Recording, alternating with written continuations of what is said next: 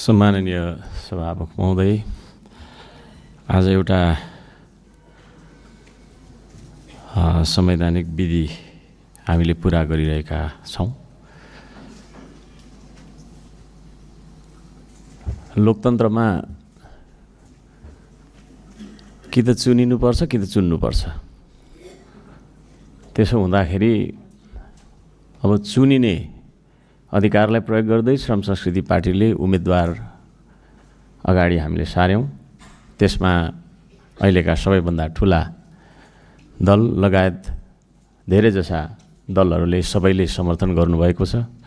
त्यसका लागि म सम्पूर्ण राष्ट्रिय स्वतन्त्र पार्टी, नेपाली कांग्रेस, नेकपा लगायतका सबैजनालाई म हार्दिक धन्यवाद दिन चाहन्छु। यो एउटा विधि हो, पुरा गर्नुपर्ने नै थियो। त्यसले गर्दाखेरि हामीले यसरी पुरा गर्दैछौँ। यो विधि पुरा गर्दाखेरि एकले अर्कालाई आक्षेप लाउनुपर्ने, त्यो अस्ति हामी चुनेर आउँदाखेरि जे गऱ्यौँ अब त्यो सक्यो, त्यो नगरौँ यहाँ होइन। किनभने हामी माननीय भएर आएका छौँ। अब आम निर्वाचन जनताले हामीलाई चुन्दाखेरिको अवस्थामा हामीले भन्यौँ होला, के भन्यौँ होला होइन, प्रतिस्पर्धा हो। तर अहिले त्यो भन्दाखेरि यो संसदको मर्यादा रहन्छ जस्तो मलाई लागेन। हामीलाई कसैलाई सिकाइराख्नु पर्दैन। यहाँ हामी आम जनताबाट निर्वाचित भएर आएका छौँ। त्यसो भएको कारणले त्यति सुझबुझ हामी राख्छौँ। त्यसले गर्दा कसले मलाई के भनेको थियो, कसले मलाई के अरे फोन गरेको थियो, कसले मलाई कहाँनिर औँला के अरे तपाईँको चाहिँ समाएर मलाई डोडाएको थियो भनेर हामीले बिलाउन गर्न उचित जस्तो मलाई लाग्दैन। म यहाँहरू सबैजनालाई सम्मानका साथ यो पनि आग्रह गर्न चाहन्छु, हामी यहाँ सबैजना माननीय हौँ। पूर्ववक्ता ज्यूहरूले कतिले हाम्रो माननीय रुबी कुमारी ठाकुरज्यूलाई रुबी बहिनी पनि भनेर यहाँनिर सम्बोधन गरेको मैले देखेँ। त्यो शब्दलाई खारेज गरियोस्। यहाँ कोही कसैको बहिनी, कोही नातिनी होइन, कोही बाजे, कोही मामा भान्जा भन्ने हिसाबले हामी यहाँ बोल्नु हुँदैन। यहाँ हामी सबैजना एकले अर्कालाई सम्मान गरेर माननीय भनेर एकले अर्कालाई बोलाइनु पर्दछ भन्ने म माग गर्दछु। र यहाँ केही पूर्ववक्ता माननीयज्यूहरूले ज्येष्ठ नागरिकलाई अलि अपमान गरे जस्तो होइन, एउटा खुट्टा कता भन्ने शब्द पनि प्रयोग गरियो, त्यो पनि नगरियोस्। हामी ज्येष्ठ नागरिकलाई पनि सम्मान गर्न सिकौँ। प्रकृतिको नियम हो, हामी जन्मेपछि हुर्कन्छौँ, बढ्छौँ, बुढो हुन्छौँ, मर्छौँ। त्यसो भएको कारणले गर्दाखेरि कसैको त्यो ज्येष्ठ उमेरलाई होइन अपमान गर्ने खालको शब्द आउँदा दिनहरूमा हामी सबैले उच्चारण गर्ने छैनौँ भन्ने मलाई आशा छ। हाम्रो उम्मेदवार रुबी कुमारी ठाकुरज्यू, उहाँ जेनजी हुनुहुन्छ। यो सम्पूर्ण राजनीतिक युटर्न नेपालमा जे आयो त्यो जेनजीको आन्दोलनबाट आयो। त्यसो भएको कारणले एउटा जेनजीलाई उम्मेदवारको रूपमा हामीले अगाडि सारेको कुरा म यहाँहरू सबैजनालाई निवेदन गर्न चाहन्छु।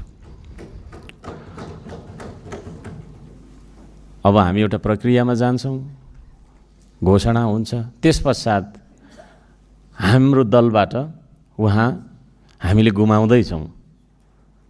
उहाँ एउटा संवैधानिक पदमा, राज्यको साझा श्रम संस्कृतिको एउटा सांसदको रूपमा नभएर एउटा साझा अभिभावकको रूपमा उपसभामुख जस्तो गरिमामय पदमा रहेर निष्पक्ष ढङ्गबाट उहाँहरूले कार्य सम्पादन गर्नुहुनेछ भन्ने मलाई पूर्ण विश्वास छ।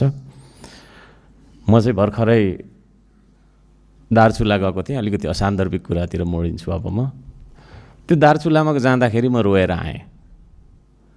म यहाँ माननीय मन्त्रीज्यूहरूलाई, विशेष गरी भौतिक पूर्वाधार तथा शहरी विकास मन्त्रीज्यू, गृहमन्त्रीज्यू, उहाँहरूलाई पनि एकचोटि त्यहाँ भ्रमण गर्नका लागि त्यो दार्चुलाको ब्यास वडा के अरे गाउँपालिकाको वडा नम्बर 2 को दुम्लिङसम्म पुगिदिनका लागि म अनुरोध गर्दछु यो रोस्टमबाट। यति धेरै तपाईँको समस्या रहेछ, त्यो समस्यालाई देखेर म रोएर आएँ। बाटो नबनेको कारणले मान्छे तुइनमा महाकाली तरेर त्यहाँ महाकालीमा तुइन झरेर तपाईँको चाहिँ मर्ने मान्छे नभएको त्यहाँ कुनै घर परिवार रहेनछ। मान्य सदस्य आफ्नो भनाइ छुट्याउनु होला। सरकारलाई त्यसतर्फ पनि ध्यान आकर्षण गर्न चाहन्छु। थुप्रै छन् कुराहरू, समय छोटो छ, यो समय पनि बढाउनुपर्छ भन्ने मेरो माग पनि छ। र अर्को कुरा, पर्यटन तथा नागरिक उड्डयन मन्त्रालय मन्त्रीज्यूलाई पनि म ध्यान आकर्षण गर्न चाहन्छु। यो फ्लाइट ढिलो हुँदो रहेछ, हाम्रो जहिले पनि फ्लाइट ढिलो हुँदो रहेछ। बिना कारण फ्लाइट डिले गर्यो भने सम्बन्धित तपाईँको चाहिँ नि कम्पनीलाई फाइन पो लगाउनुपर्छ कि भन्ने माग पनि म राख्न चाहन्छु। र अब अलिक अनौठो खालको बोलिन्छ। एकचोटि म फेरि अर्को अनुरोध के गर्न चाहन्छु भने, आउँदो दिनमा हामीले ताली ठोक्दा कस्तो हुन्छ होला, होइन? खालि हामीले टेबल कुर्सी ठोकेर, टेबल कुर्सीमाथि चढेर यो पनि अलिकति राम्रो देखिएको छैन। त्यसो भएको कारणले हामीले आफूलाई मन लाग्दाखेरि दुई हात हाम्रो छ, त्यो दुई हात बजाएर ताली ठोक्यौँ भने कति राम्रो हुन्थ्यो होला भन्दै सबैजनालाई फेरि पनि धन्यवाद दिँदै र दुवैजना उम्मेदवारज्यूहरूलाई शुभकामना दिँदै भनाइ अन्त्य गर्छु। नमस्कार।